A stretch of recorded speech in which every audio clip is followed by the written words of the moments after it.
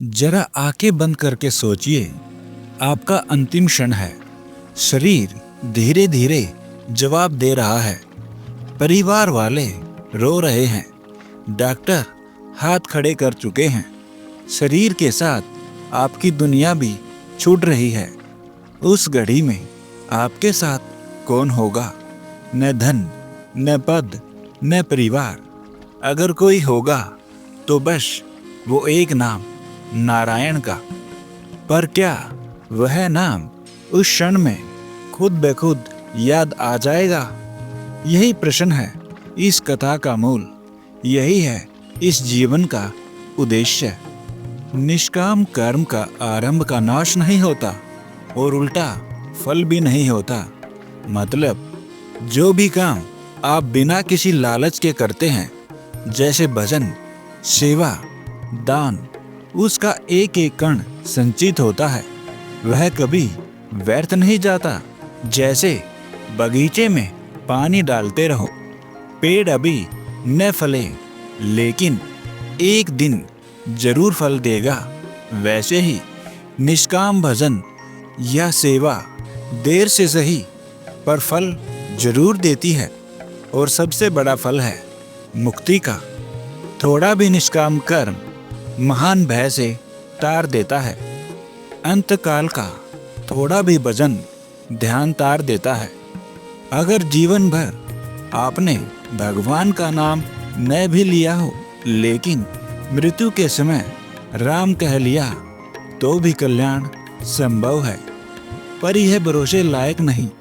क्यों? क्योंकि मृत्यु के समय आसान नहीं होता। उस घड़ी में मन भ्रमित होता है, शरीर टूट रहा होता है, सांसें रुक रही होती हैं। उस समय यदि अभ्यास नहीं है तो समरण संभव नहीं। अभ्यास से ही अंत में समरण हो सकता है, वरना नहीं। ज्यादा वजन होने पर उसका अभ्यास हो जाता है।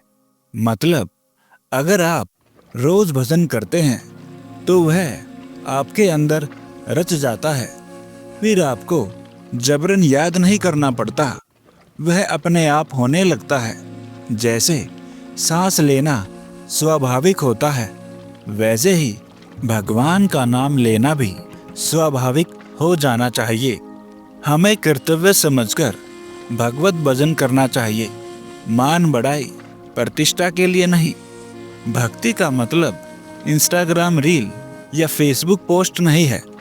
भक्ति का मतलब है हृदय से भगवान को पुकारना, उनके प्रति प्रेम जताना। भक्ति मन की हो, न कि मंच की।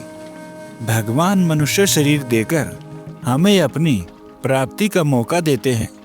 यह शरीर केवल खाने, कमाने और मनोरंजन के लिए नहीं है। यह आत्मा की मुक्ति के लिए मिला है। भगवान ने यह मनुष्य जीवन हमें इसलिए दिया है ताकि हम उन्हें जान सके, उनसे जुड़ सके। मनुष्य जीवन ही एकमात्र साधन है भगवत प्राप्ति का। हम भक्ति में आलसी क्यों हैं? क्योंकि हमें विश्वास नहीं कि भगवान हैं या मिलेंगे। पर किसान मिट्टी में बीज डालता है यह विश्वास करके कि फसल आएगी। हम क्यों नहीं विश्वास करते? क्योंकि हमने कभी पूरा प्रयास ही नहीं किया। श्रद्धा हो तो भगवान मिलते हैं, शंका हो तो जीवन भर भटकना पड़ता है। हर समय मृत्यु तैयार है। हम घर, धन, प्रतिष्ठा की दौड़ में लगे हैं, पर मृत्यु हमारे सिर पर तैनात है। सांप के मुंह में पड़ा मेंढक अगर सोचता रहे अभी तो मच्छर खा लूं, तो क्या वह समझदार है? हमारी भी वही दशा है। सांसारिक सुख आत्मा के असली सुख का चिल्का है। धन, ऐश्वर्य, शरीर सब खत्म होने वाले हैं, पर आत्मा और उसका आनंद अविनाशी है। परमात्मा का आनंद ही सच्चा है, जो कभी खत्म नहीं होता। कलयुग सबसे आसान समय है भगवान को पाने का। सतयुग में हजारों वर्ष तपस्या करनी पड़ती थी और आज एक नाम जप भी फल देता है। फिर भी हम समय को खो रहे हैं, क्योंकि हमें उस अमूल्य रत्न की पहचान ही नहीं है।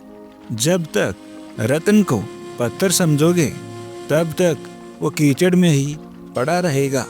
भगवान दोष नहीं देखते, वे करुणा से देखते हैं। हमें भी ये विश्वास होना चाहिए, भगवान जरूर मिलेंगे। आपके पास मनुष्य शरीर है, आपके पास समय है, आपके पास 2 अक्षर हैं, राम और नारायण। आप किसका इंतजार कर रहे हैं? जो संसार है वह क्षणिक है, धोखा है। जो परमात्मा है वही शाश्वत है, सच्चे हैं। आज ही नाम लेना शुरू कीजिए। हर दिन थोड़ा नाम जप, थोड़ा ध्यान, थोड़ा प्रेम।